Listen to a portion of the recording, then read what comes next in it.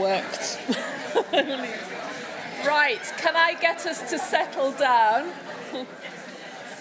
Welcome everybody back after the break. Lovely to see the chatter again. So I'm going to introduce this session. This session is around public health challenges. And again, we have some speakers and some digital stories coming up, and then some further presentations after that. As we all know, it's really important to have insights into public health challenges so that we can identify actions and activities, both as researchers and policymakers, to address them. And so that's what this session is hoping to look at, and we're going to start with two presentations, looking at some important challenges that the school research has been addressing. First one will be around insights into some work that will inform, I think, some of the discussions around policy, around affordability, and the implications of reducing ultra-processed foods in our diet. And the second one is around some of the family circumstances, mental health impacts of NEET status, something we've been hearing about quite a bit. And that second project will feed into government reviews that are going to be looking at the rising increase in people who are not in education, employment or training. So I would like to start by welcoming our first speaker, so Kiara Chang, who's going to talk to us about the ultra-processed foods. Go ahead.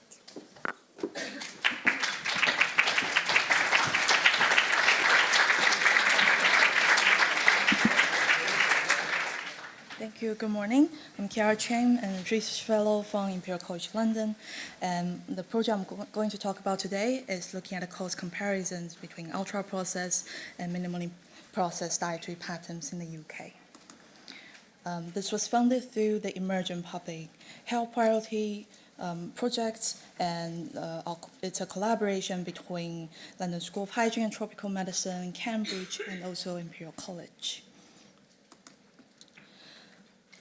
The ultra-processed food research has been growing in the past 10 years, and a Lancet series of 3 papers on ultra-processed food just published last year, and looking at the evidence that we have right now, drawing from experimental studies and also interventional studies and more than 100 prospective cohort studies, we are getting a totality of evidence showing that a higher consumption of ultra-processed foods is associated with obesity, type 2 diabetes, many chronic diseases, and also early death. The term ultra-processed food is coming from a food processing classification called NOVA, and this was published back in 2009 and has since been the most well-validated and most well-researched food classification system in the literature. And how they define ultra-processed food is that these are very different from the food processings that are necessary. For example, milk needs to be pasteurized before they are safe to consume, and that goes into group 1. And we use traditional methods of preservation, such as adding a lot of salt and adding a lot of sugar into fruit or vegetables to keep them for longer and to make them tasty, and these goes to group 3. So ultra-processed foods are very different because they are purposefully designed to displace our traditional dietary patterns based on minimally processed foods, supplemented by a moderation amount of processed foods. And they are industrial formulations of multiple substances that go through a series of complex industrial steps, and you often use a lot of ingredients and cosmetic food additives that are only exclusively used by industry. Common ultra-processed foods include breakfast cereals, soft drinks, mass-produced packaged breads, and flavored yogurts. And you see that you rarely find any whole food in these ultra-processed products. This ultra-processed food or UPF problem is particularly important for the UK because we're the second leading consumer of ultra-processed food globally. And we're eating more than 50% of our daily energy intake from ultra-processed foods. And in high-income countries such as the UK, ultra-processed foods are usually found cheaper than the less processed alternatives. and to make them attractive to consumers. But important gaps in research remains on the difference in cost between dietary patterns with higher or lower consumption of ultra-processed foods. And this is very important for the design of public health policies as well, in the thinking towards shifting our dietary patterns towards more minimally processed foods in our diet, while trying to reduce ultra-processed food, but trying not to have too much cost implication and keep that to the minimum. So in this project, we aim to quantify and to compare the total cost of diet between dietary patterns in the UK with a higher and lower consumption of ultra-processed foods. And we go further to assess whether any association between UPF consumption and total cost of diet were different between population subgroups of different social demographic characteristics. We use the main data source we use coming from the National Diet and Nutrition Survey, and this is a very detailed dietary survey that samples a nationally representative sample of general population every year. And we took the 2 cross-sectional years of data between 2017 and 2019 because these were the latest data available at the time we started the project. And for the purpose of presentation today, we focused on the adult part of analysis, which we included those with age 18 years or older. This dietary survey used 4-day food diary, asking their participants to record all the food and drinks they eat over 4 days. But what they do not collect is the cost or the spending on any food. So we later on identify the best source that we could use is called the Family Food Data Sets. And these are national statistics published by DEFRA every year. And this provides average spending and also average quantity for 250 food or drink categories per person per week. And while these are national averages, they also provide stratified data sets by household income level. And it is the stratified version that we use, allowing for the possibility that the access to different prices, range of prices or costs are accessed by different income groups. And we calculated the unit cost for each of the 250 food categories by dividing the average spending by the average quantity. But we also need to do several steps, and we put in a huge effort converting this unit cost from cost as purchase to cost as consumed. So that involves getting resources or data from everywhere, and that includes data adjustment factors for food waste and also edible proportion of each food. And we also had to manually map all the 250 food items back to the National Dietary Survey that has about thousands of food items before we can proceed with data analysis. So our study outcome was the total cost of individual diet measured as pounds per day. And our study exposure was UPF consumption measured continuously as a percentage of daily energy intake. And we also divided this into quartile as a categorical version of the exposure variable. And as secondary exposure, we basically look at the same measurements, but use dietary grams intake instead of dietary energy. We use multivariable linear regression to assess the association between UPF consumption and total cost of diet. And we adjusted for survey weights to ensure that our estimates are nationally representative. And we further perform the test of interaction terms to see if any of the association is different between the social and demographic subgroups. This is a study flowchart we had, starting from more than 2,000 people in the sample. We excluded those under 18 years of age and excluded those with implausible energy intake. So that gave us a total of 1,234 participants included in this study. The mean age of the study population was 49.5 years old, and their mean UPF consumption was 55% out of daily energy intake. We calculated the mean cost of diet was £5.88 in this study population, and that ranged from the highest at the £6.19 for the lowest UPF quartile, and lowest with a mean of £5.59 in quartile 3. On the right-hand side, you see a box plot, and this is showing that the distribution of total cost of diet across the 4 UPF quartiles. And you can see on this graph that both the distribution of the outcome total cost of diet and also the 50% of data captured by the boxes in the middle are largely overlapped across the 4 UPF quartiles. The fully adjusted linear regression model suggests that the mean total cost of diet reduced by 12 pence for every 10 percentage points increase in their UPF energy in their diet. And when we compare across the 4 UPF quartiles, and those with a higher UPF quartile had on average between 30 pence and 47 pence lower in terms of their total cost of diet compared with the lowest UPF quartile reference group. But when we look at the dietary grants version of analysis, for both the continuous measure and category measure of exposure variable, these are not showing any association between UPF consumption and total cost of diet.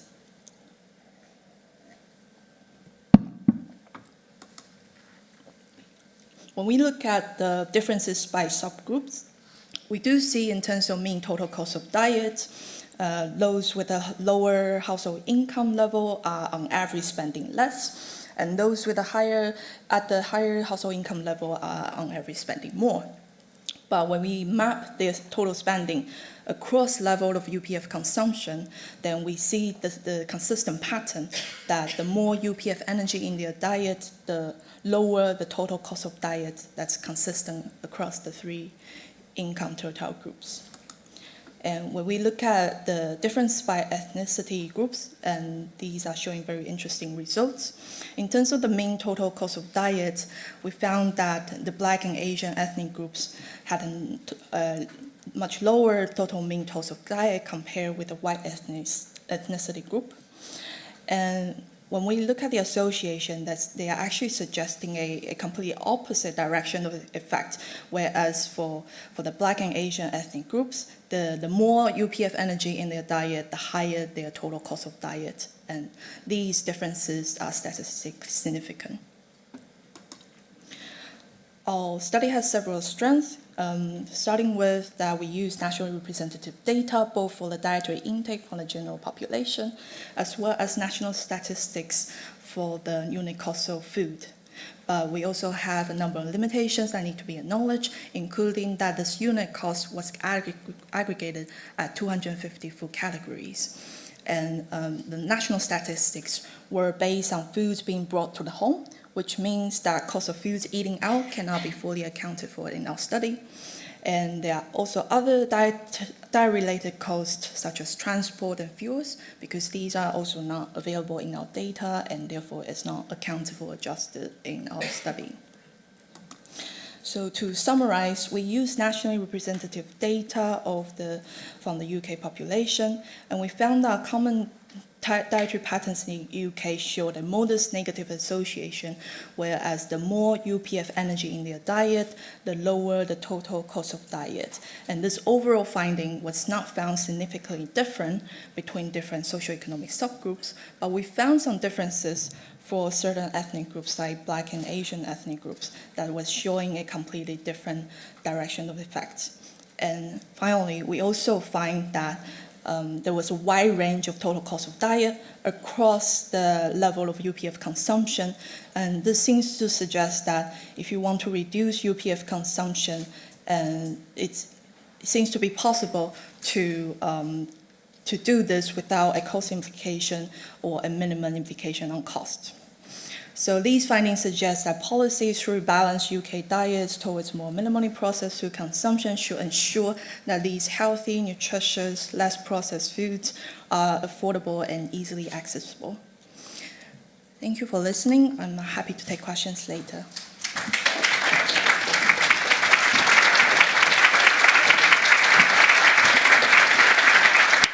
Thank you, Chiara. I'm sure that's generated lots of questions, but we're going to move on to Hannah Kreese to talk to us about health implications of meat.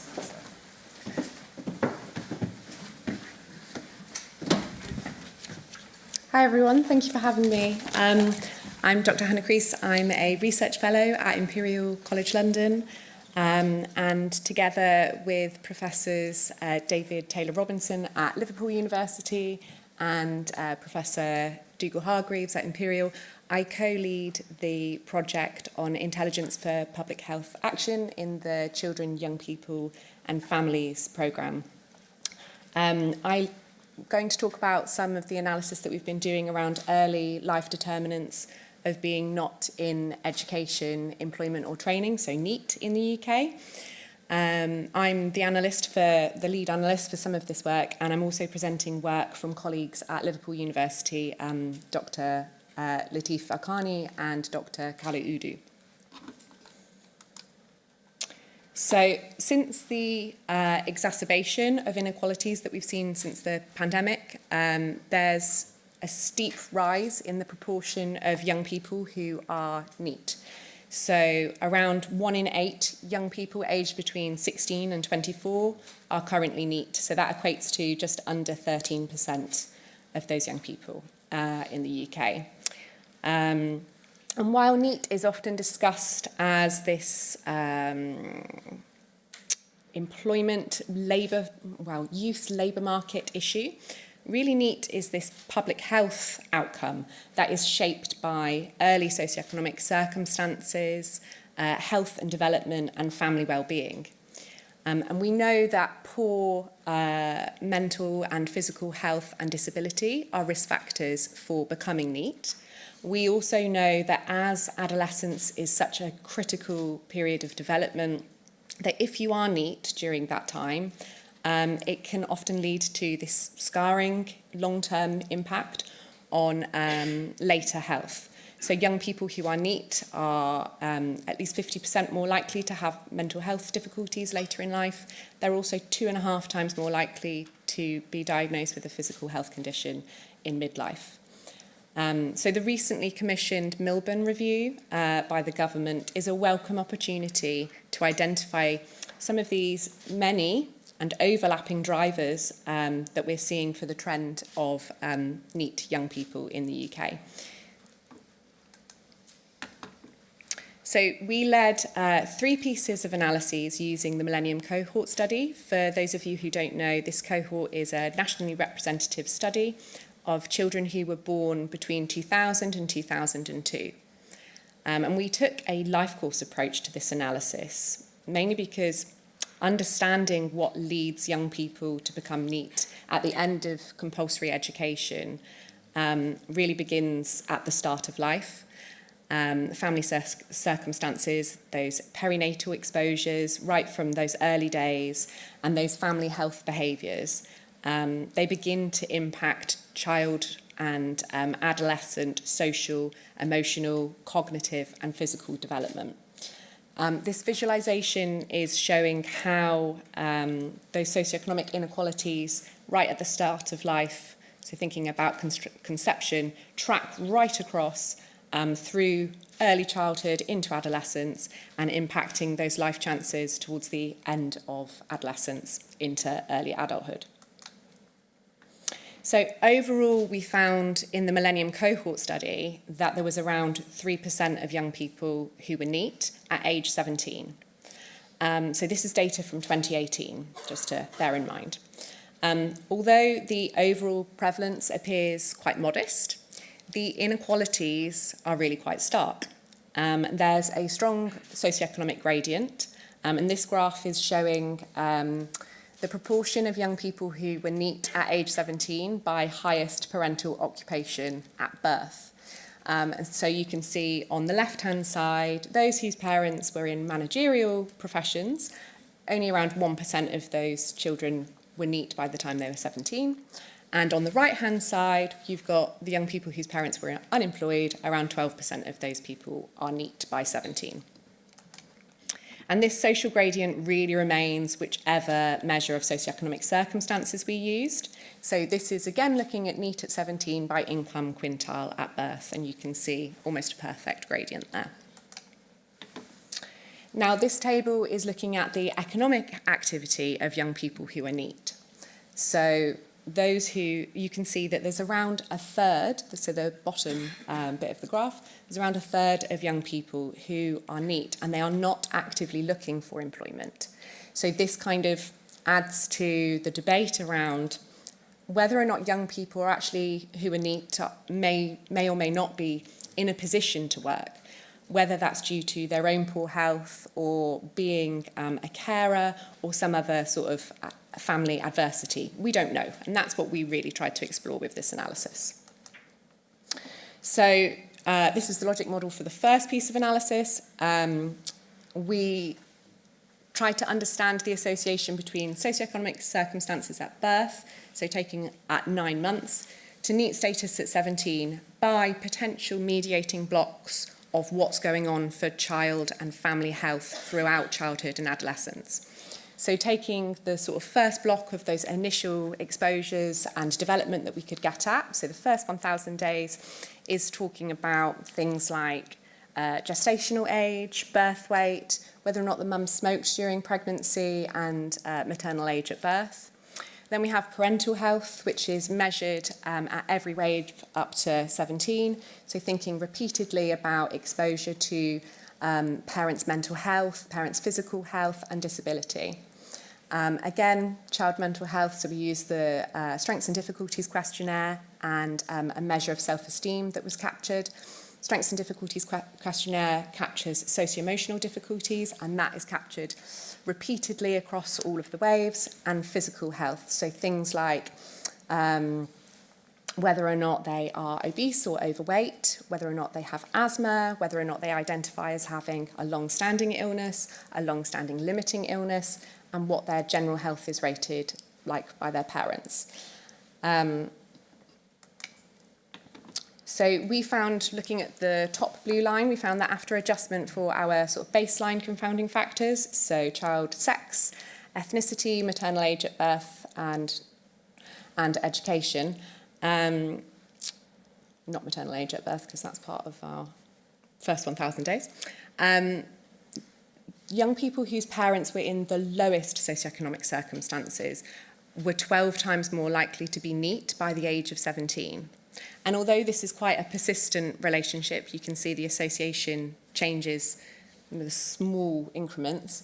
The table at the bottom, table 4, is explaining in real terms the proportion attenuated by each of the models that we looked at. So the fully adjusted model, we found that 42% of the association could be attenuated by those repeated measures of child and family health throughout childhood and adolescence. So really what we're saying is that 42% of the inequality could be explained by those health measures. Next, we examined the associations between trajectories of family poverty and adversity and how that was associated with neat status at 17. So you can see that so we've got the comparison group at the bottom, we've got low poverty, adversity, but pretty much all of the trajectories for family exposure to poverty and adversity were associated with elevated risks of becoming neat. But looking at the top one, so young people who were persistently exposed to poverty and poor parental health from 9 months to 14 years, they had around a 5 times greater risk of being neat by the age of 17. Then we calculated the population attributable fractions to understand this better. So thinking about what proportion of neat could be prevented if exposure to poverty and family adversity were reduced. And we found that more than half, or around half, of the association between poverty and adversity, around half of the association could be attributed to that persistent exposure to poverty and family adversity. So then finally we looked at associations between socio-emotional and cognitive development trajectories and neat status at 17. So similar to the estimation between family adversity and poverty, children with persistent cognitive and socio-emotional development difficulties had a fourfold increase of being neat. So in the bottom half of the graph, you can also see we've lifted out the group of young people who are neat and not looking for work. So those have an even higher risk. So at the bottom, if you are neat and you're not looking for work and you had persistent cognitive and socio-emotional difficulties, you're more than 6 times higher than people with low difficulties to become neat. So taking all of these analyses together, we feel we offer quite compelling evidence that the roots of neat status at age 17 extend back to early childhood and even those first 1,000 days of life. Taking them together, our studies demonstrate that socioeconomic disadvantage, family adversity, and health conditions are not isolated risk factors for neat status. They accumulate through childhood and help explain why some young people struggle to transition into further education and employment. Across all 3 studies, we converge on this clear message that strategies focusing solely on individual young people at the end of compulsory education may be overlooking this deeper structural and developmental drivers. So we identify some key areas for prevention. These prevention windows that we're thinking about are integrated family-based interventions within the first 1,000 days, as well as broader support for families. So thinking about how we reduce child poverty, parental mental health services, socio-emotional skills programs, school-based interventions for mental health, and support for children with persistent behavioural cognitive difficulties, as well as obviously those vital employment and education interventions that we see for young people who are neat. We argue that the Milburn Review, which is seeking to understand these drivers, especially since the pandemic, really needs to take a coordinated approach across government reforms. So thinking about lots of things that are really relevant that are going on at the moment.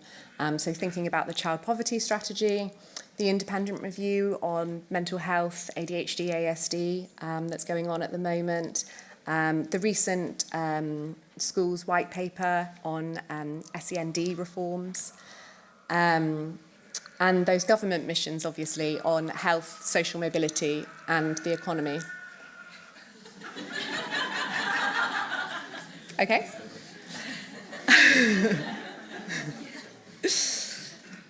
Because, my final sentence, because becoming neat at 17 is not merely an educational issue, it's a public health outcome that is shaped by early socioeconomic circumstances, health and development, and family well-being.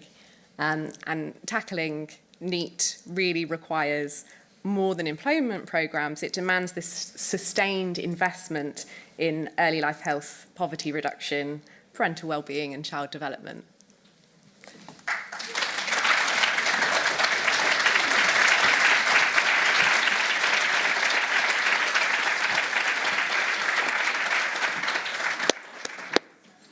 Thank you for 2 excellent presentations. I think there's going to be lots of questions. So I'm opening up the floor for questions for either Chiara or Hannah. And I'm going to look on Slido as well. I'll come and join you here. You've got some microphones. Okay. Right, anybody from the floor before I look on Slido? This question just there, please. Oh, the microphone's just coming.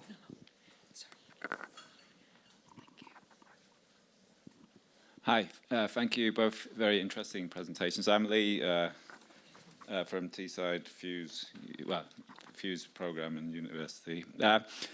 Something that mainly to Hannah, it's a very interesting presentation, but something that's been concerning me throughout the 2 days is a word that's been missing, is redistribution. And I think a lot of people have been talking about poverty. I'd call it impoverishment myself. It's been done rather than just a thing that happens. And for me, and there's a lot of research supporting this, to get out of this, we need to redistribute wealth and power. And this can be done through things like universal basic services, and there's a lot of research showing that this would have the biggest bang for the buck. So where is the place for this for you? Thank you. Thank you. That's a really big question. A bit daunted, but in total agreement, I suppose. I have no answers, but obviously those changes in policy, which are, I don't know, obvious to some, but clearly don't seem apparent to others. So thinking about the recent changes in the 2-child limit, but I mean, I suppose more generally, just going back to that policy side and thinking about those cross-government reforms and maybe thinking about that in all aspects, yeah. Thank you. I think that's as you say, those early years bit is very much relevant to that. I'm going to take one from Slido for Chiara, if that's okay. So question is about the ultra-processed foods and the ethnic differences. What do you think might have contributed to some of the ethnic differences that were observed? I'm not quite sure about the later part of the question, like what area of ethnic difference? So I think you presented that the Black African community had the cost differences in ultra-processed foods. The pattern association were completely different from the white ethnicity difference group. Sort of thoughts on what contributed to that? So what we understand so far from previous research from our team as well, using the same data set of UK National Representative Dietary Survey data, we already see that when you look across ethnicity and people that were in ethnic minority groups in the UK tend to have a better diet in terms of less ultra-processed foods in them. And that's really interesting and sort of echo the evidence from other international studies as well, studies from other countries. Sometimes you see healthier dietary patterns in immigrants in Canada than their domestic population. And we also see that overall, you see a better reservation of food cultures in certain countries such as Japan. Whereas you see that Western countries usually have a much higher level of ultra-processed food. So in a way, I'm not very surprised by the results that I see, but how that they are so obviously opposite in terms of direction of association and very statistically significant, and that's the part I was quite surprised about. Thank you. I think just to follow up quickly on that, do you think it's cultural differences in diets that might be contributing, is the questions I have here? I've been thinking maybe there's some cultures, they are more preservative in terms of their own food culture, whereas the other cultures are maybe not emphasized too much on foods. This could be influenced by history and any sorts of external reasons and internal reasons, but yeah, that seems to be the case. Thank you. We've got Ashley, please. Thank you. Thank you for two really great presentations. Hannah, a question for you, really, and there are two parts to my question, if you forgive me. One is that you used the Millennium Cohort Study, which is a fantastic resource. I wonder if you could comment on the retention across that cohort up to age 17 and how that might have impacted on your results. And the second is, how do you get those messages and how are you getting those messages to impact on the paper that Alan, the review that Alan Milburn's leading? Thanks, Ashley. Yeah, I can speak a lot about the Millennium Cohort Study. So we had a sample for each of those pieces of analysis that was around 8,200. By the age of 17 in the cohort study, there's around 10,500, and that's gone from 18,000 at the start.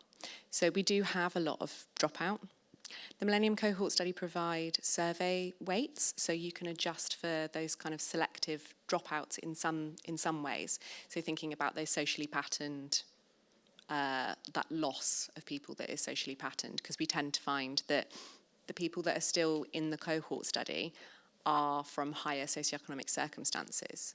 So realistically, I suppose, what we could be seeing if we had data on everybody is maybe even starker inequalities.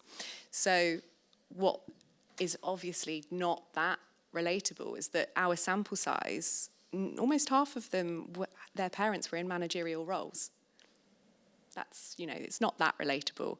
And as you filter down, there's smaller and smaller groups. So yeah, we're seeing that it's not a very low socioeconomic circumstance cohort. As with cohorts, people drop out.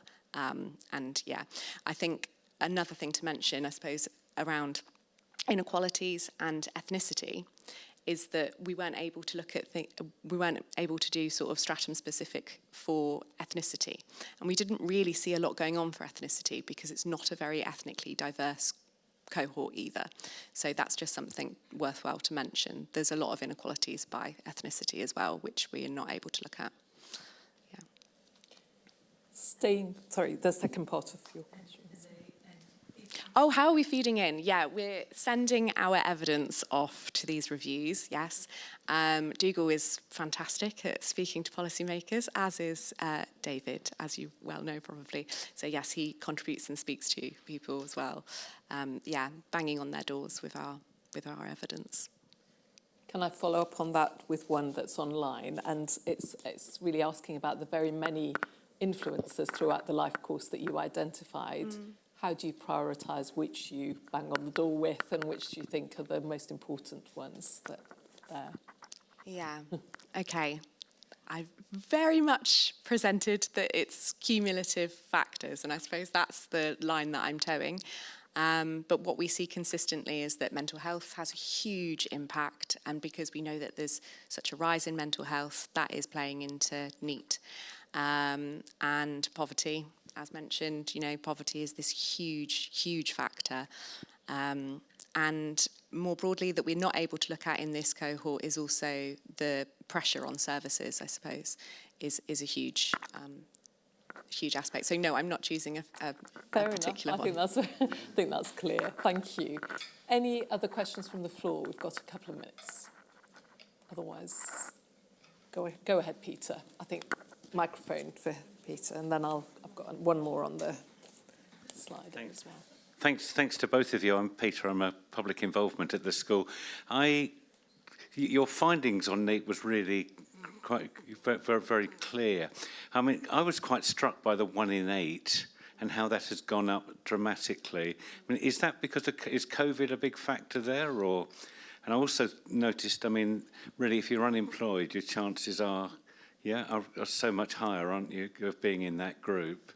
So, I mean, I found your findings really clear and you know, and really, useful from a policy point of view. But just why has it gone up so much? Is it COVID or is it other factors?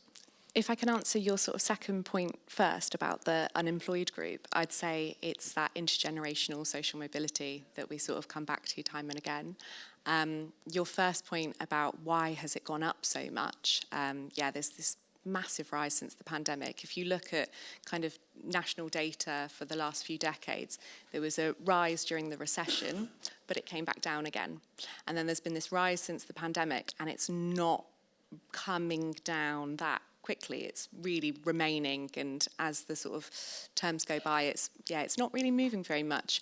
And I suppose it's what's been part of the conversation for the last 2 days around how we're seeing that inequalities are being exacerbated since the pandemic. We're seeing that mental health difficulties are really increasing for young people, that families need more support, and that the cost of living crisis and poverty is just as big a factor at the moment. Yeah, it really is. So no, since the pandemic, I suppose it's relevant to lots of the other talks that we've had. Yeah, it's a lot worse. Thank you very much. Thank you. I have got lots of other questions, but I think we're out of time, so I'm going to thank both presenters. Excellent presentations and question responses. So well done.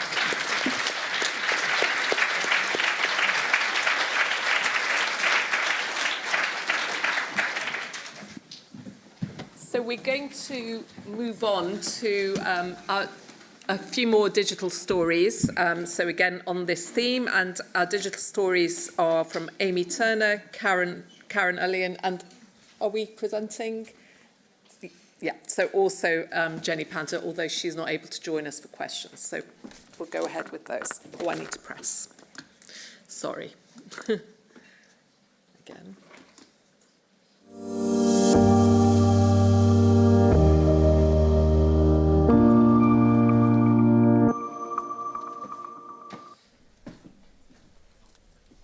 The recent expansion of government-funded childcare has resulted in more children utilising the 30 hours of free childcare a week entitlement. Early years children may therefore consume a large proportion of their meals at nurseries, either from food provided by the nursery or from lunchboxes. Nurseries now play an increasingly large role in shaping the diets of early years children, yet we currently know very little about the nutrition of food in nurseries in England. Therefore, I wanted to know, do lunches in nurseries meet dietary recommendations for children aged 2 to 4? Does dietary quality differ between lunches provided by nurseries and from lunchboxes? And how does this vary across deprivation levels? Using nutrition data collected from the Knapsack UK study, I analysed lunches from nurseries across England to determine the dietary quality of nurseries' provided lunches and lunchboxes. My analysis found that lunchboxes contained higher energy, carbohydrates, sugars, fat, saturated fat and sodium, and had lower fibre than nursery-provided lunches. Consumed lunchboxes were also less likely to meet recommendations for proteins and drinks. Although lunchboxes generally had poorer dietary quality, my analysis highlighted that both lunchboxes and nursery lunches did not meet most dietary recommendations for early years children. For example, both lunches exceeded the maximum sugar recommendation by over 3 times. Lunchboxes were just more likely to exceed the recommendations by a greater extent. When exploring this across deprivation tertiles, I found that dietary quality was poorer in lunchboxes from the highest deprivation areas in comparison to the lowest deprivation. However, in all other instances, dietary quality did not differ across deprivation tertiles. My findings highlight a critical need for policy and practice intervention that can ensure early years children receive adequate nutrition during their time in childcare.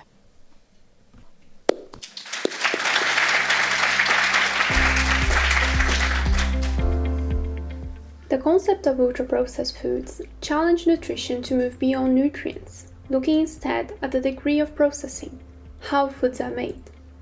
In Brazil, where the concept was developed, this framework is everywhere, in school food policy, dietary guidelines, and in my own dietetics training. It seemed natural for the UK to adopt it in policymaking too. But living here changed my perspective. The scale of industrialization in supermarkets was striking, and whole and fresh food seemed more expensive.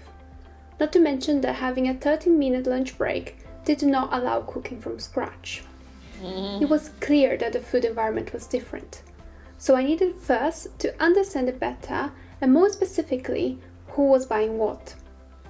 I then analysed years of household purchase data across England, comparing ultra-processed food purchases against the UK's current policy framework, which classifies foods based on nutrient levels, whether they are high in fat, salt and sugar or not.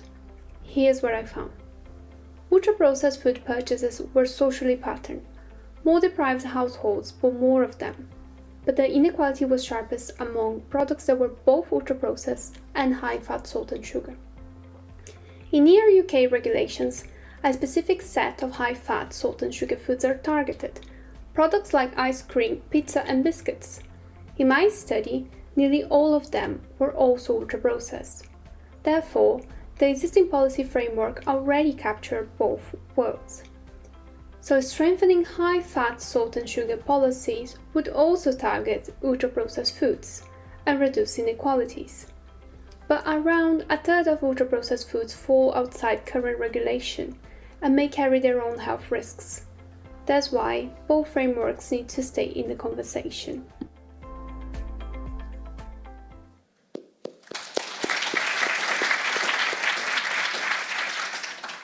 want to tell you the story of Plum Lane Primary's very first breakfast club and what it meant for 3 very different children. It's a Monday morning in April, and the school is one of thousands of primary schools in England starting free breakfast clubs. As she lays out the food, the teacher finds herself wondering, how will this change things for the children? Will it make a difference to what they eat that day? Thankfully, our research can provide some insight. Most of her class will arrive later. They chose to eat breakfast at home, but a few children are making their way through the door. Aisha is first. She's had some toast at home already, but she takes some food anyway. And that's fine. Our research suggests that children who eat breakfast twice show only small differences in what they eat across the day. Then comes Grace. She travels a long way to get here, 2 buses across town, and the breakfast club is a big help. Our research suggests that her breakfast is similar in quality to what she would have had at home. And then Jack. The teacher knows that there isn't always enough food at home for Jack. Without this club, he would have likely skipped breakfast entirely. Our research shows that children who skip breakfast eat less fibre, fewer fruits and vegetables, and more ultra-processed food across the whole day. So the teacher feels satisfied knowing this club helps the children who need it most. But one thought stays with her. Could this breakfast club be better?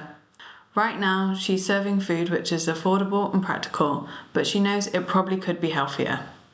Perhaps with more funding and better guidance, breakfast clubs like the one at Plum Lane Primary School could actually aim to improve what food children like Grace, Aisha and Jack eat across the school day.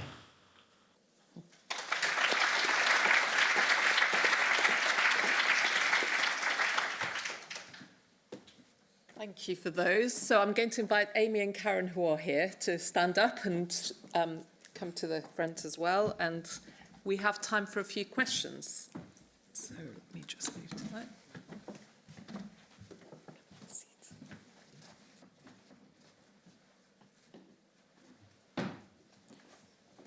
Right, any questions immediately from the floor? I'm just looking to see, and I will look on here. Oh, I'm not sure if this is updated. Actually, there is a question for Amy. I'm going to start with that, if that's okay. First question is, did you look at the prevalence of ultra-processed food products in nursery lunchboxes versus nursery meals at other times?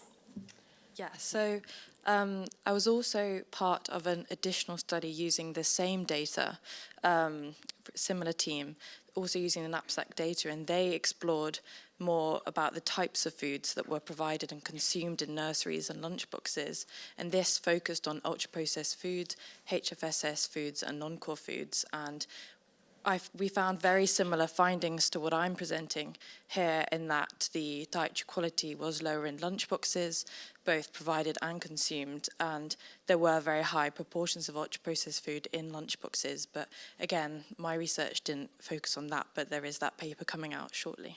Thank you. The question on the floor.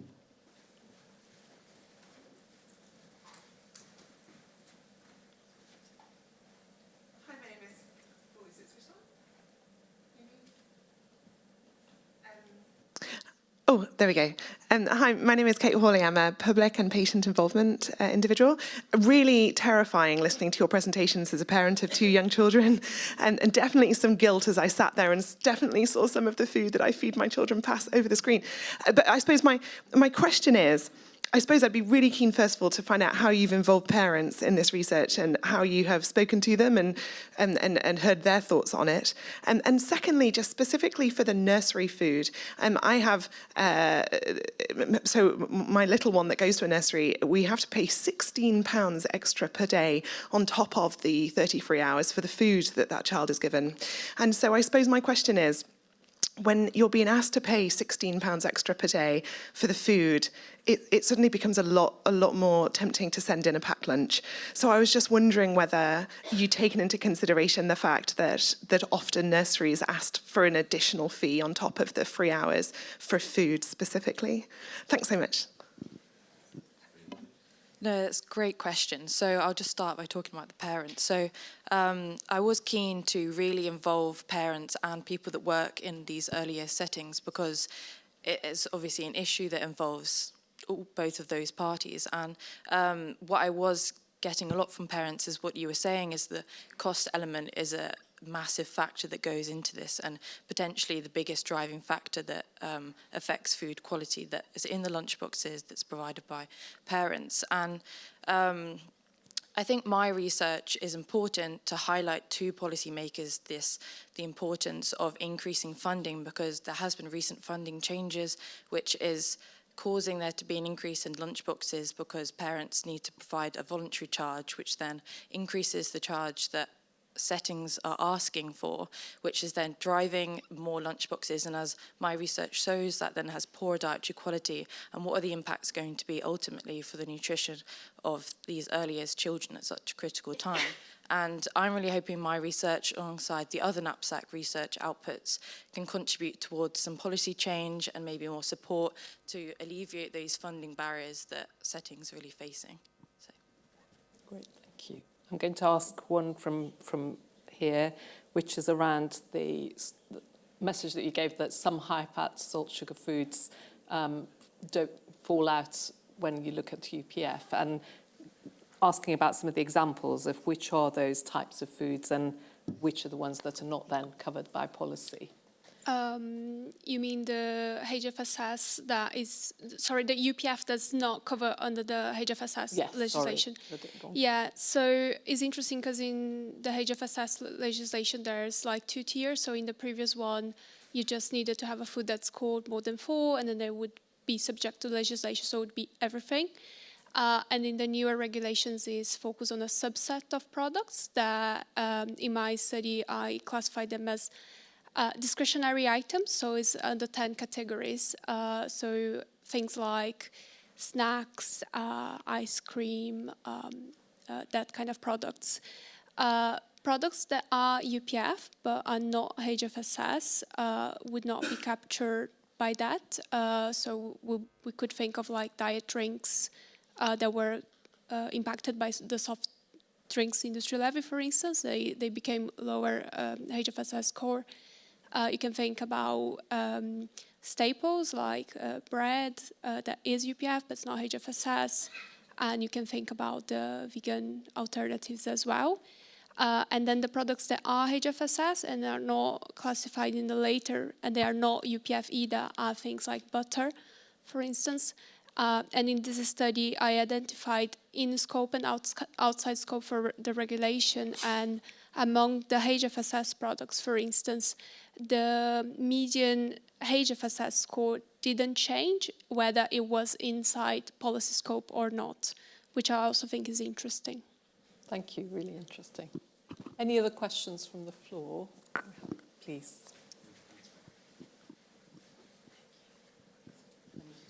I hate microphones.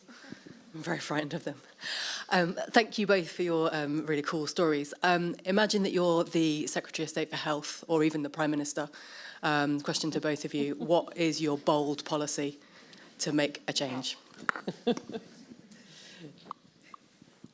I can start with, I think a bold policy is going to be really hard to pass. I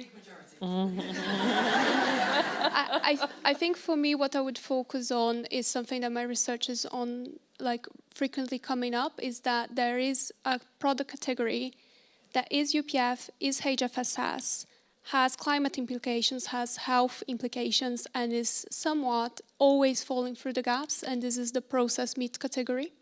So I don't think there's any reason why some are, it always escape, it always comes outside. And while we debate HFSS and UPF, we forgot about this group that has been extensively researched, and we have so much evidence that we should do something about that. Thank you. And yes, that is a very big question, but if I would say from my perspective from research to do with earlier settings, I would put focus on supporting earlier settings, and that would be trying to give more funding and ideally universal free food provision, which we've seen is successful in schools in improving dietary quality outcomes. And I think that that would alleviate these financial barriers that are being faced currently, particularly in the current economic climate. And alongside that, it would be funding towards nutrition training, more policy development, and also more monitoring, because currently settings are just kind of left to their own devices, and we found that that's not really proving to have very helpful or good dietary outcomes for early years children. It's such an important sector to support and fund, because it's the first 1,000 days of childhood, as we've seen, is so important for the trajectory of the lifetime health outcomes. So I would put all my money towards that. That was an excellent question and great answers, so well done. And I think on that we'll stop. So thank you very much. Sorry.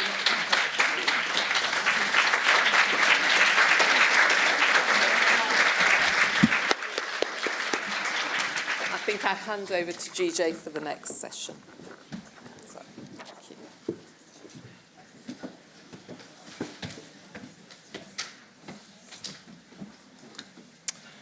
Okay, hi everyone. Our next session is about the Voluntary Sector Evaluation Scheme, which is currently in late-stage pilot delivery mode. John, you can tell me that's an accurate description.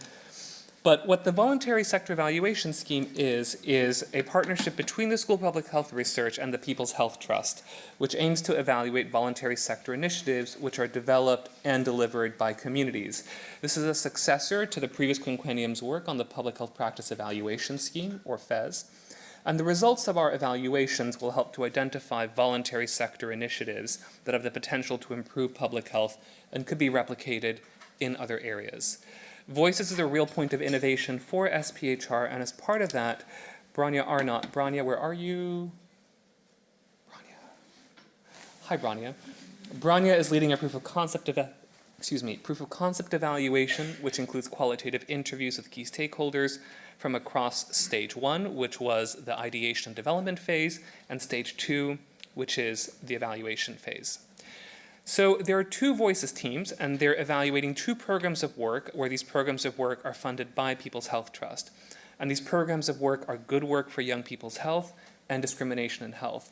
So just before I hand it over to our presentation, I specifically want to welcome our friends from People's Health Trust, as well as from the delivery and implementing organizations who are with us here today. So I will hand it over to presentations. As usual, we will hear from both teams, and then we'll welcome them back on stage to take questions, and we'll take those all together. So first up, our colleagues from Discrimination and Health.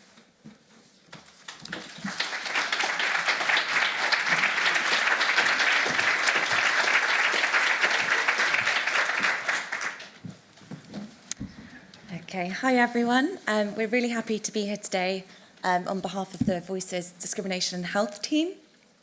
Today we're just going to talk briefly about our ways of working, so thinking about how we can create environments in which people feel safe and respected in order to engage in our evaluation. And this is particularly important when thinking about discrimination, which we know is a key determinant of both physical and mental health.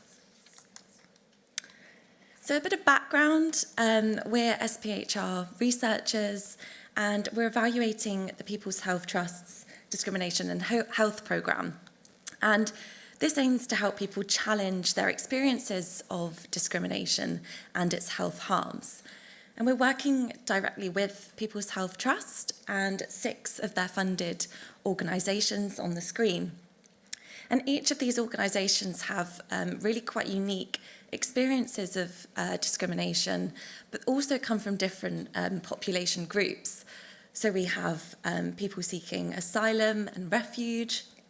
We have racially minoritized groups, individuals over 55, as well as LGBTQ+ communities. So the 6 organisations are all funded by People's Health Trust, and they form the programme that we as SPHR researchers are evaluating. So there are multiple aims of the evaluation. One is to understand diverse experiences of both everyday and lifetime discrimination and its impact on health. we're also aiming to create spaces for community-level learning and knowledge exchange, and identify best practices for communities to resist discrimination and mitigate against health harms. So we're a very interdisciplinary team with researchers across the University of Sheffield, the University of Exeter, and Lancaster University. We also work closely with project advisors at the University of Birmingham and Teesside University, as well as our wider academic advisory board.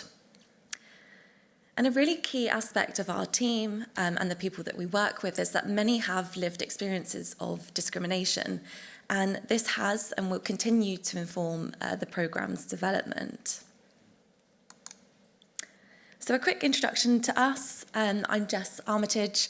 I'm a lecturer and researcher in public health and policy at the University of Exeter.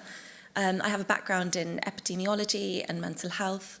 And I currently work on various projects looking at sort of protective and risk factors associated with health, mental health and well-being. I have expertise in population level research, sort of using longitudinal data sets.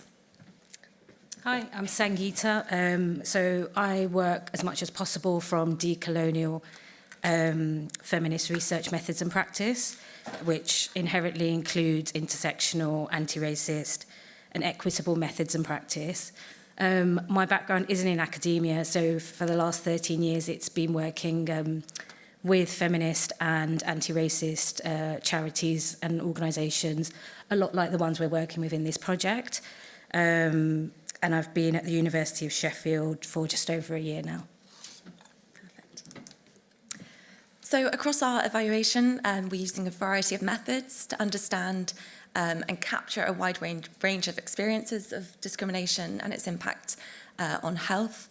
The current evidence around what works to tackle discrimination and the subsequent effects on health is quite poor. So really we're trying to build this evidence base in this area, highlighting both sort of community contributions and what works in terms of preventing discrimination. So far we've conducted our first mapping workshop in February, and now we're currently working to develop a big map to represent our findings. And with this, we're working with an illustrator to think about how best we can represent these findings. We're also in the process of a staggered launch of our survey. So we've currently sent the survey to organisations in English, and we're now in the process of translating this in up to 12 different languages. And then over the next couple of months, we're going to be conducting our open story and project interviews, both with project participants and staff, as well as our documentary and media analysis. We will then have a follow-up survey in around 6 months' time, where we'll also look at conducting our second mapping workshop. And together, these are all going to feed into this programme-level systems map, which will really allow us to identify how discrimination impacts health and how these systems are in place to sort of help disrupt this association. So I'm now going to hand over to Sangeeta to talk about our ways of working. Thank you. So how do we work with our project partners?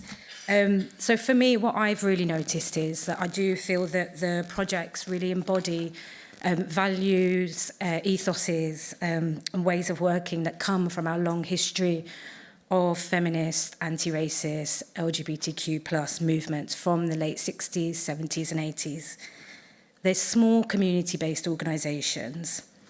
They really do, from what I've noticed, work in a way that is led by the people accessing their services, which means they have a real in-depth and nuanced understanding of the issues people are facing when experiencing discrimination. And it also means that they're usually the first to come across the issues and know what's going on. So the ways we are working is to work with them as partners, which means really having a respect for their wealth of knowledge and experience, knowing when to be led by them and ensuring their knowledge and experience is brought into the evaluation. We also know that most of the projects have had a really high demand for their services, and for a variety of reasons, many of them have been marginalised when it's come to access to funding.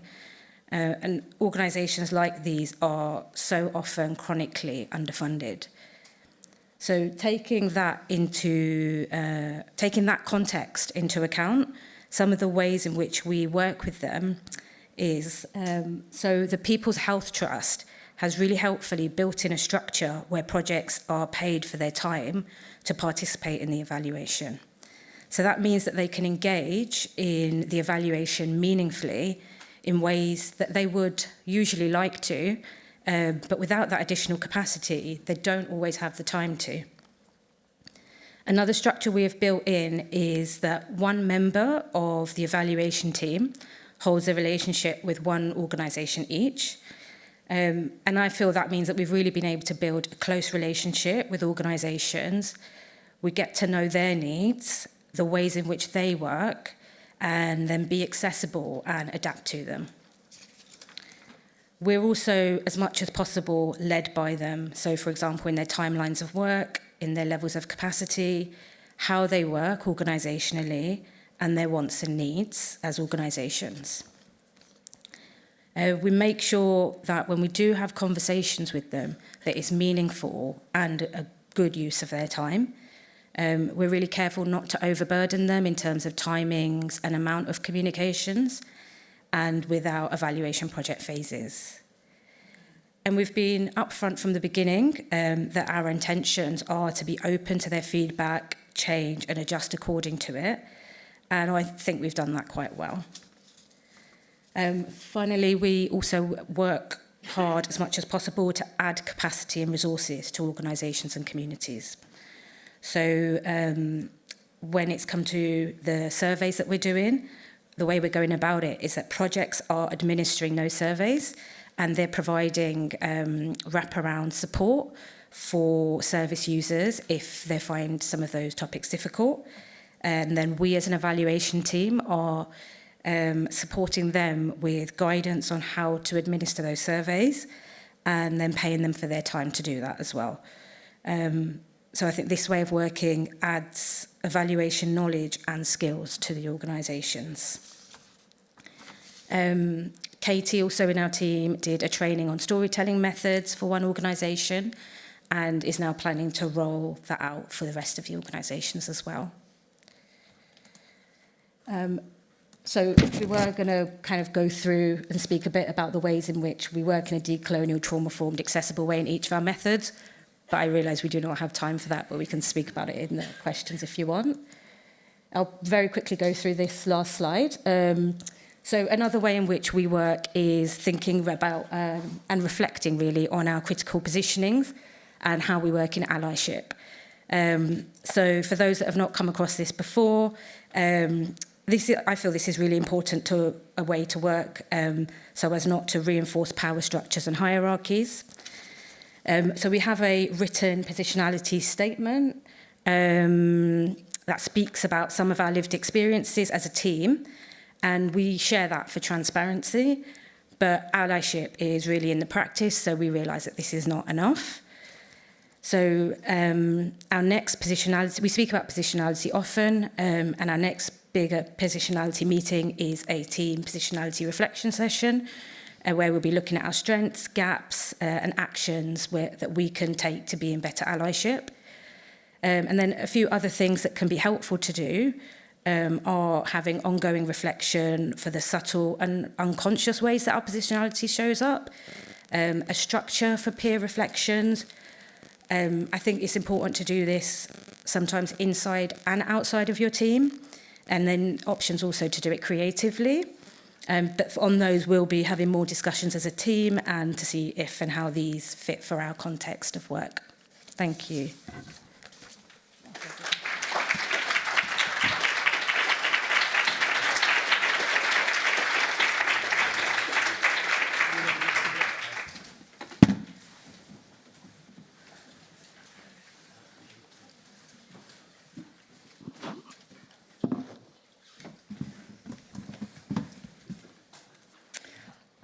Thank you. So on behalf of our SPHR team from Exeter, Imperial and Sheffield, I'd just like to give a brief introduction to our evaluation of individual placement support in the context of youth organisations. So the People's Health Trust have funded 3 different youth organisations supporting young people with mild to moderate mental health challenges to offer individual placement support in those settings. And this is quite different from how IPS, individual placement support, has been offered previously, where it's often been integrated into healthcare teams, primary health and mental health care. For our evaluation, we're taking a mixed methods approach.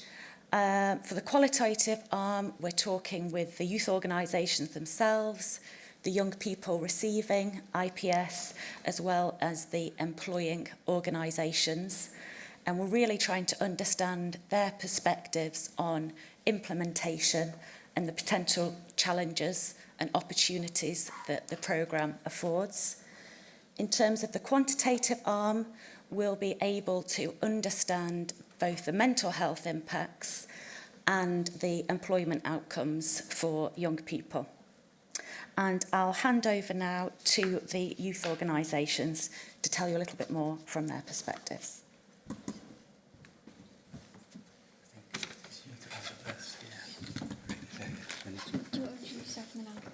Yeah, sure. So I'm Thomas and this is Georgia and we're both from 42nd Street. Hello, so we're from 42nd Street, which is a youth-led mental health charity in Greater Manchester. We support young people from 12 to 25. We offer multiple different kinds of support, one-to-one support, group support, identity-based support, online support, support in schools. We're very much led by young people and we try and connect them in the ways that they ask for. We also support creativity in young people. We have the Horsefall, which is our creative programme, and it explores therapy through the arts, through creativity, poems, music, movement. But last year we started our employment support programme with the IPS project that young people had noticed that being in employment was very much part of their mental health journey, and it's something that they wanted support into. So we picked up the IPS project. That's right. Comment. So to start with, so how IPS fits in. So as the project has come in, it's a relatively new introduction to an organisation that's been there for 30, 40 years. I don't think my colleagues are just being nice and every day they say, oh, I'm glad you're here. They always, whether it's one of the therapy team or one of the creative team, they come in and say, oh, somebody that I'm seeing has just had this problem, or somebody I'm seeing wants to go down this path. How do they do it? How do I do this?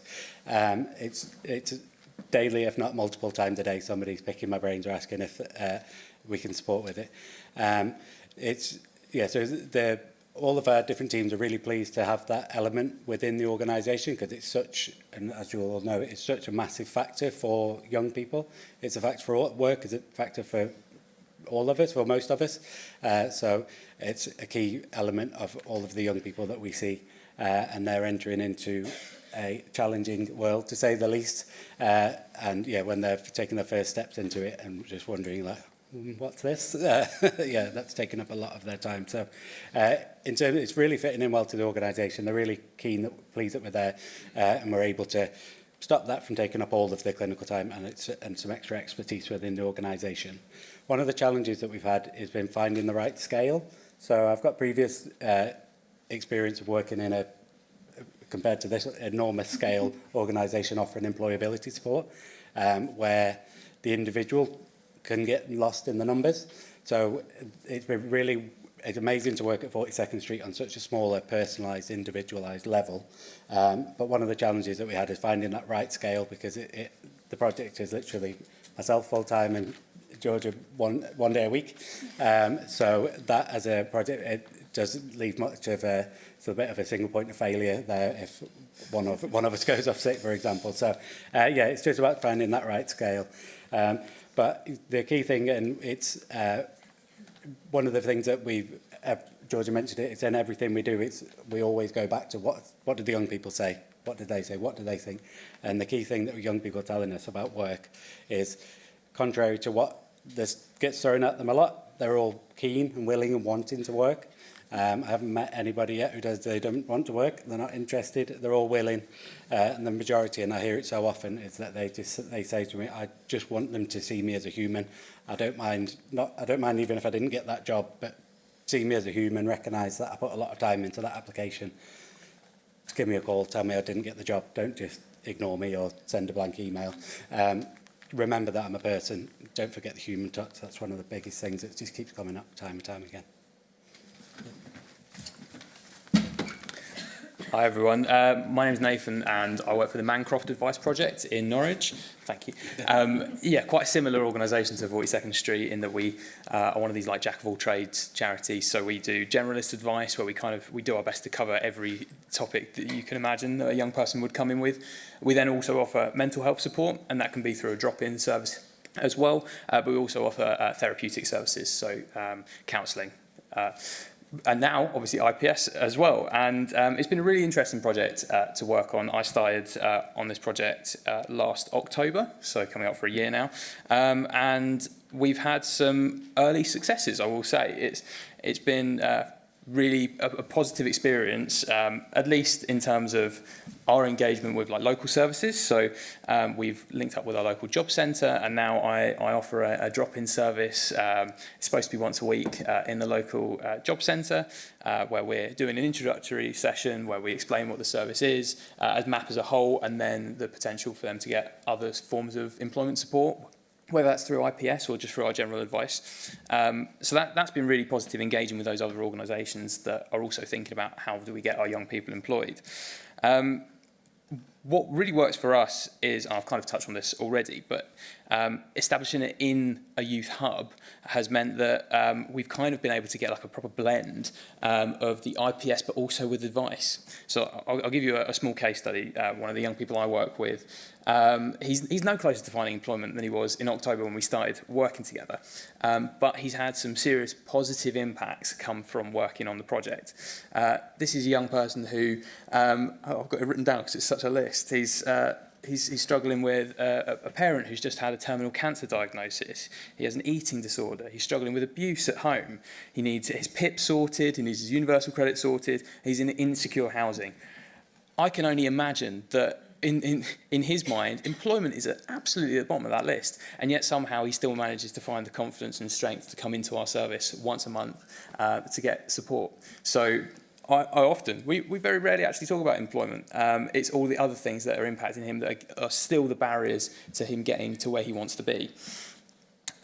Beyond that, one of the other things that we found has worked really nicely, and it sounds like you've kind of done it the same, is that we split the role between two people. So I'm working with someone called Rich. I do 3 days a week. He does 2. It's kind of a yin and yang. He's very traditional in his approach, or he almost, he used to be a teacher, so you can understand.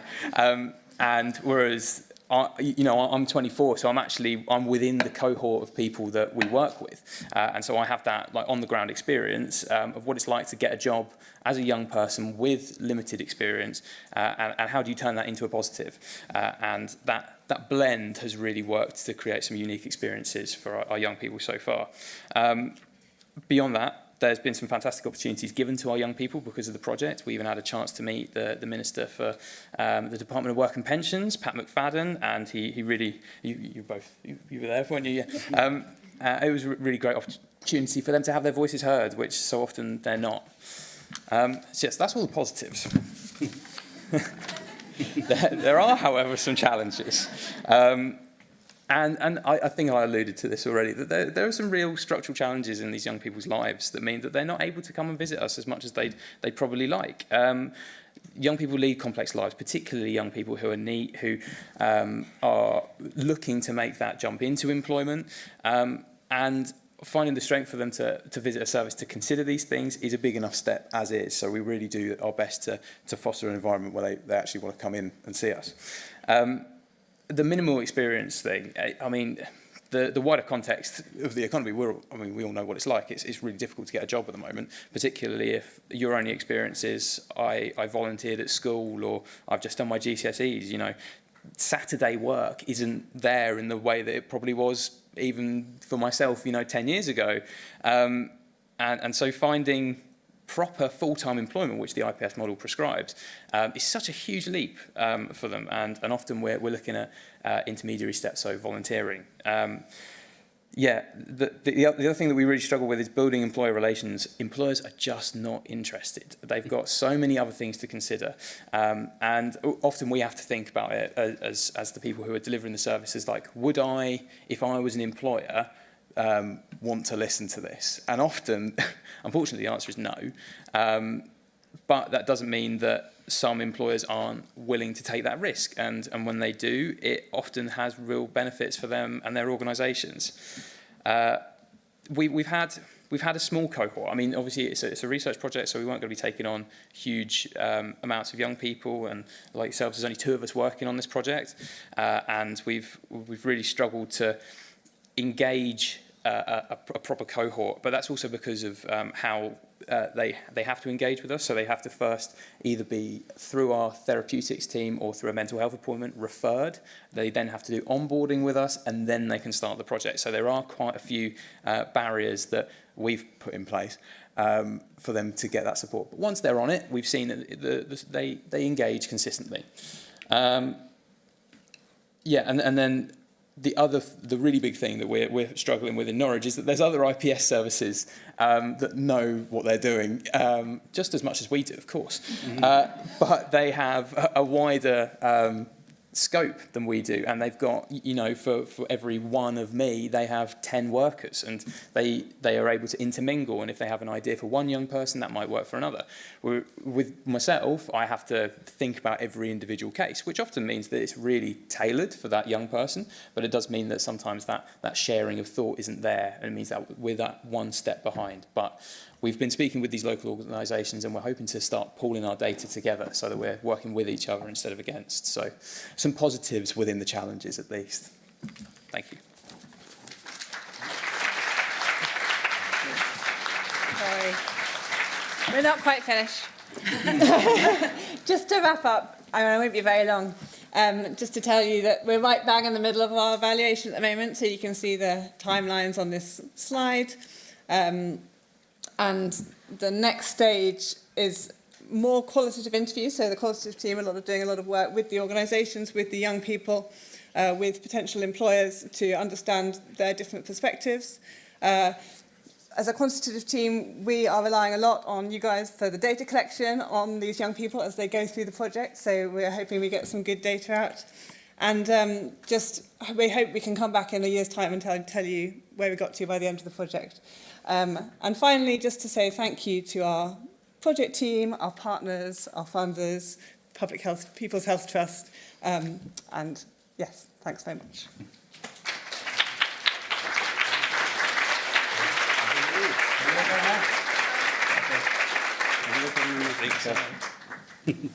I need another chair. So we're really fortunate to be joined by Georgia, Thomas, and Nathan. Unfortunately, not enough room for everyone to sit down, so we're just kind of going to do a sitting, standing type Q&A setup. Okay, we have some time for questions now. Are there any questions from the floor? Matt Egan, all the way over there. Hello.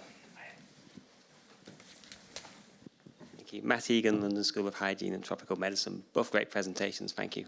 I have questions for both, but I'm only going to ask one, and I'll ask the second group their question.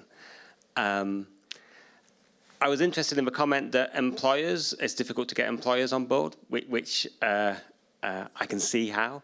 I'll ask the obvious question for me anyway, which is how are the public sector doing? How's the local authority doing? And how's the, say, the NHS, you know, people who you would think you should be able to get on board? How are they doing?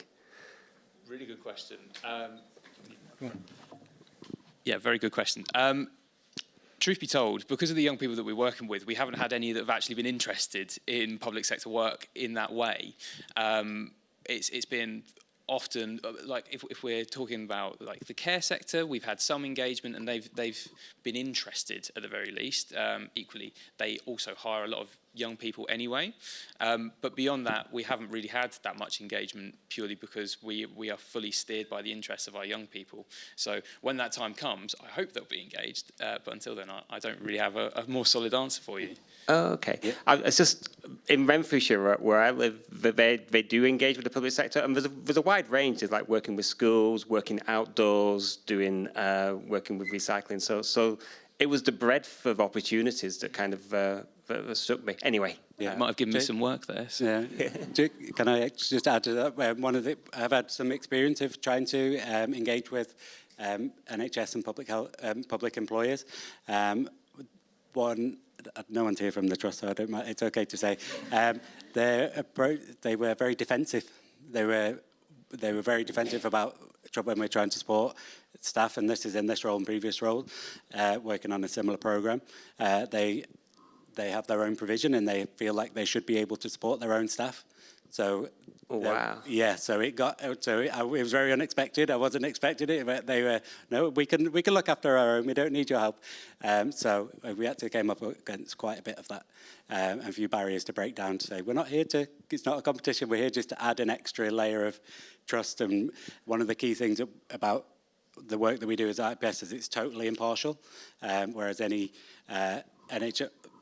Occupational health provided or employee health and wellbeing is provided by your employer, and no matter what, there's always a bit of it's funded by your employer, so people get cautious of that, whereas we can be an extra service, an extra help, because we are totally impartial and people can trust us a bit more, but the trust are a bit nervous about us getting involved.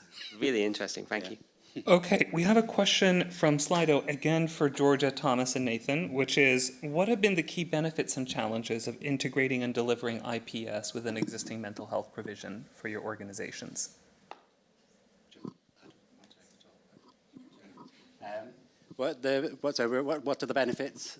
What have been the key benefits and challenges of integrating IPS alongside other mental health provision? Yeah, so the key benefits, as I alluded to before, our therapists and counsellors are finding it's increasingly taking up a lot of their time. It's an enormous element that's on their young people's mind, and it can take up the majority of a session, or it can be an enormous factor in their situation. It might be an end goal or an element of them. Some people may perhaps rebuilding their lives and things. But yeah, it's coming up in pretty much every session. So every therapist, every counsellor is at some point talking about work. So having a specialist option to go to is amazing. Is really really appreciated. Another element is they don't have the full expertise. I've got some counsellors, therapists are a bit more keen to get involved in things. They're like, oh, actually quite involved. Can I get involved in this? See if we can get them the job. I know somebody there. I'll ask a question as well, and they get really involved in it. But others, depending on the field, the situation, they're like, oh, I don't know anything about how to be a pilot or whatever it is that the young person wants to do. So they just feel totally lacking that knowledge. So they've been really keen to have us there. And then the other thing that I've noticed that's been really good, amazing about 42nd Street is, because I can offer appointments one-to-one with people at our premises or out in the community. And in previous roles, people are just saying, oh yeah, can you just come to me? It's easier. But because 42nd Street, it's a really cool place, like you can draw on the walls. We've got like crazy artwork on the front door. The front door doesn't even look like front door. It's some kind of weird sculpture. All the young people are really keen. Like, oh no, that's cool. I get to come to 42nd again. That's great. I want to come again. So yeah, having that been a trusted environment, trusted place to be, is really positive. I will say that a challenge, though, has been trying to convince young people that we're not the job centre. A lot of people, I'm not coming to weekly meetings, I'm not filling out paperwork. There's a lot of, I feel like, some young people have said they almost have trauma about trying to get into work because they have disabilities and they've gone to places that have not been accepting, and the job centre just kind of hasn't accommodated for that at all, and we have a lot of discussions with young people before they even come onto the programme of how we help. We're not trying to force them into something that they don't want to do. Young people have said, please don't put me in a call centre, because that's happened before, and I think part of the challenge is that this is something completely new, and sort of trying to convince young people that we are going to listen to them and we're not just going to shove them into any old employment because it makes numbers look nice.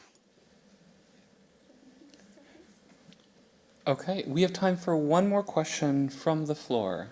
Any questions from the floor? I'll do another if nobody else is. No, thank you. Right over here.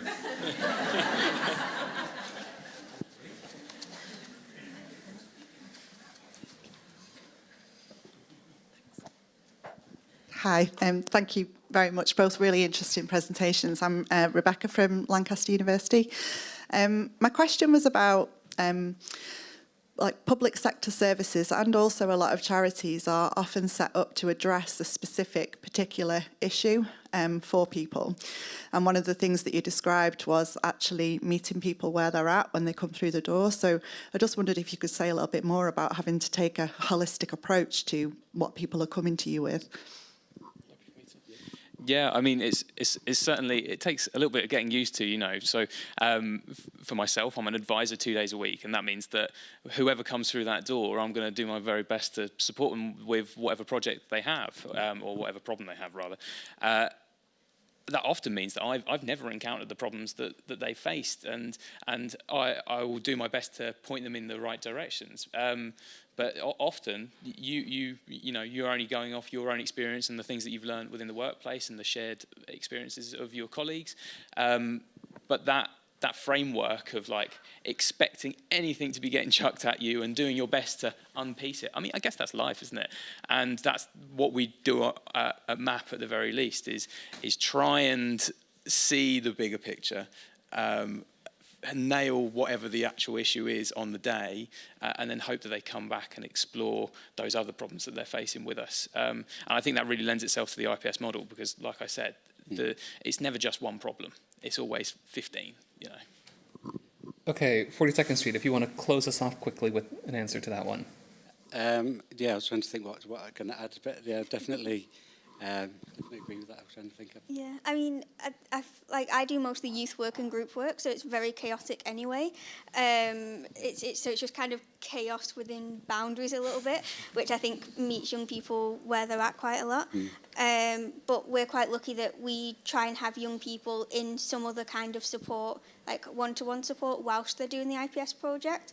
So that way there are two workers that can put more focus onto what a young person needs. So we can spend a lot more time on employment, whereas we have a separate worker that does a lot more sort of one-to-one work, and that way the young person gets as much as they need, hopefully, at the same time, and there's a lot of communication between both teams. Yeah, and it's I think one of the key bits that's going to be really interesting on the back of the research is I'm a totally biased. It's an absolutely brilliant place to offer employability, but one of the big questions is whether it should be the IPS model or not, specifically, because the IPS model it's an international model. It's got the fidelity scale. There are certain points you've got to hit, and it's not like there are certain things you're supposed to be putting people into interviews and things within, I think, 4 to 6 weeks is approximately, which is not that's not right for everybody. And do you go for your fidelity score? Do you focus on the individual?